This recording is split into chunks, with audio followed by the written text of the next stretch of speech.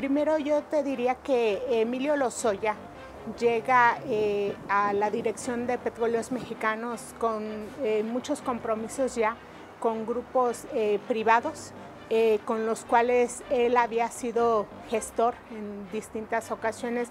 Ya había muchos compromisos que lo llevaron a favorecer el tipo de negocios que se hicieron, como el tema de agronitrogenados, que benefició a un particular por encima del interés público, el interés de Petróleos Mexicanos. Se reestructuró todo el plan, la estructura interna de Pemex al amparo de la reforma energética para supuestamente impulsar áreas clave de Petróleos Mexicanos. Uno de ellos era la producción de fertilizantes, algunos otros negocios que Petróleos Mexicanos había tenido bastante buena producción en algún momento, pero que se habían privatizado. Las plantas de agronitrogenados, en el momento en que Emilio Lozoya en su administración decide que se recompren, que Pemex compre esas plantas, eran ya para esos momentos plantas chatarra. Eran plantas que estaban en un estado que no eran productivas, eran esas chatarra que se compraron a precio de oro. Se hicieron ahí maniobras para que Petróleos Mexicanos las adquiriera, a pesar de que hubo advertencia, incluso dentro del propio Consejo de Administración de Pemex, de las condiciones que tenían esas plantas. Se habló de todos los pasivos que representaba y aún así se impulsó que se compraran. Se organizó todo un mecanismo a través del cual Petróleos Mexicanos se endeudó para adquirir esas plantas. Y bueno, aquí lo que tuvimos fue al particular beneficiado, todo el grupo AMSA, y a Petróleos Mexicanos endeudado para pagar un negocio que resultó catastrófico en términos financieros y el comprar algo improductivo. Yo creo que el caso de agronitrogenados es muy emblemático de la manera en la que Emilio Lozoya y en general en la administración de Enrique Peña Nieto se llevó Petróleos Mexicanos. Una intención clara de privatización al amparo de la reforma energética, y que al amparo de esa reestructuración se hizo este tipo de negocios.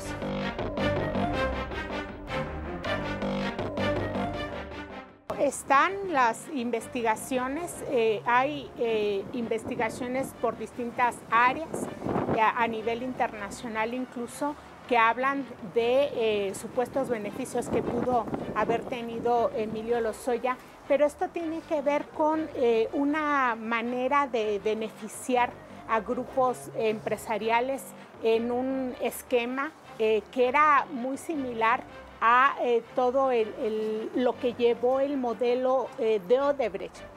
Este era un estilo de hacer negocios para beneficiar a particulares, es decir, el caso de agronitrogenados no es un caso único, tampoco es algo excepcional, es algo que se hacía en Petróleos Mexicanos en distintos momentos. Yo veo este caso como algo muy similar a lo que hubo en los tiempos de Jorge Díaz Serrano como director de Petróleos Mexicanos, donde se hace el alquiler de barcos con sobreprecio. Ese tipo de negocios, barcos con sobreprecio, plataformas con sobreprecio, negocios grandes que implican lo que llamamos delito de cuello blanco, ha sido negocio de los directores de Petróleos Mexicanos, lo fue por muchos años. Era una manera de corrupción institucionalizada la que se tenía en Petróleos Mexicanos y que comenzaba desde las altas esferas. Es decir, los negocios grandes, los grandes contratos eran un tema en el cual tenía un interés los directores en turno. Los directores, el director general, los directores corporativos, los miembros del Consejo de Administración incluso. Mientras que el tipo de negocios como el robo de combustible era para un negocio de las estructuras menores. Creo que este caso de agronitrogenados, como el caso Odebrecht, como el caso Fertinal, debemos entenderlo como todo un sistema mediante el cual en Petróleos Mexicanos se hacían negocios al amparo del poder para beneficiar lo mismo a secretarios de Estado que a los directores de Pemex en turno.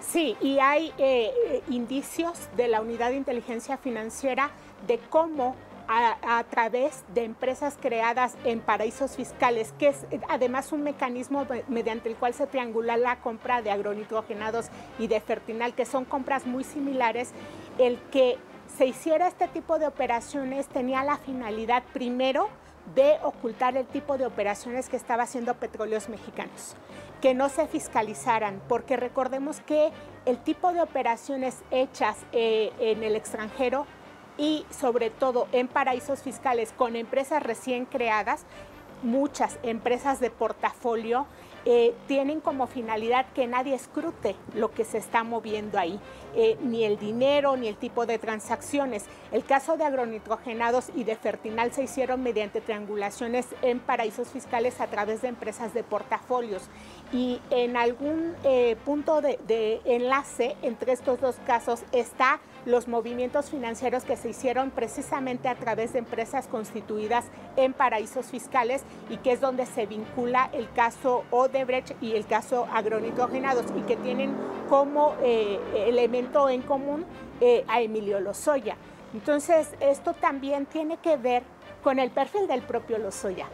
Emilio Lozoya era un hombre que llega a la función pública después de haber sido el recolector de dinero de campaña de Enrique Peña Nieto en el exterior.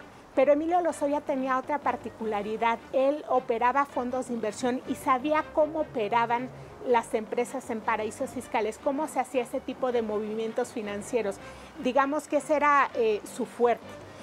Llega a su primer puesto en la función pública, que es como director de Petróleos Mexicanos, y él empieza a realizar una serie de operaciones que eran difíciles de fiscalizar, no se hacían en territorio mexicano, y que llevaron a encubrir este tipo de compras desastrosas.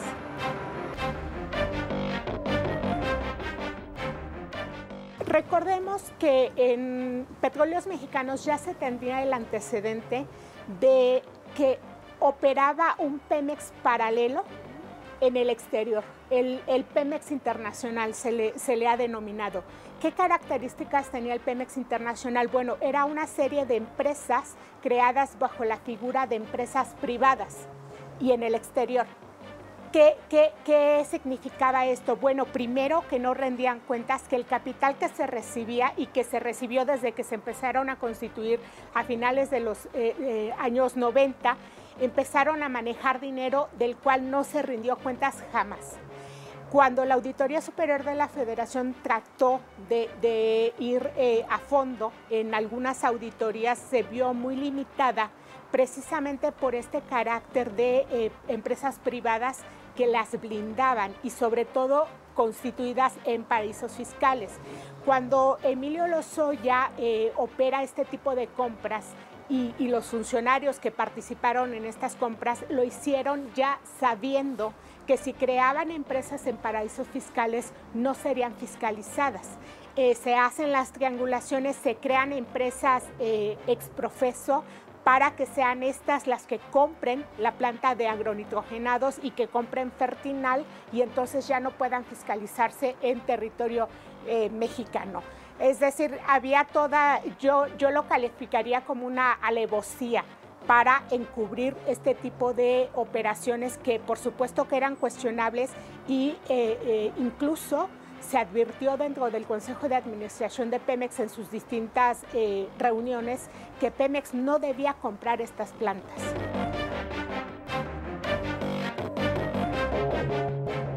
De las aeronaves que se compraron supuestamente para combatir el robo de combustible de Pemex, lo que ocurrió fue que Emilio Lozoya los usaba como su transporte particular para viajar de la torre de Pemex a su domicilio, y en algunos viajes hizo a las oficinas de AMSA, pero también se iba, hay viajes, las bitácoras hablan de viajes a playas de México, lugares de playa de Estados Unidos y algunos otros países en los cuales usaba como su transporte particular, esas aeronaves que supuestamente se destinarían a el combate del robo de combustible, pero no fue el único. También el entonces secretario general del sindicato petrolero, Carlos Romero de Champs, usó esas aeronaves también para transportarse.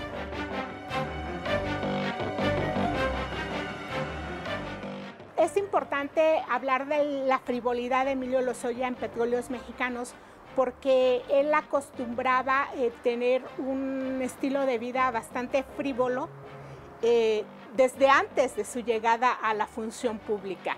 Pero lo que tuvimos cuando llegó a Petróleos Mexicanos fue que ese estilo de vida ahora se pagaba a costa de Petróleos Mexicanos. Ese es el tipo de manejo discrecional que se hacía con Petróleos Mexicanos como la caja chica, no solo del gobierno en turno, sino de los altos directivos de Petróleos Mexicanos. Te diría un ejemplo del comedor ejecutivo. El comedor ejecutivo, donde tenían acceso el director general, los directores principales de Pemex, tenía manjares, tenía una cava con puros vinos de importación, y era un privilegio que se pagaba con dinero de Petróleos Mexicanos.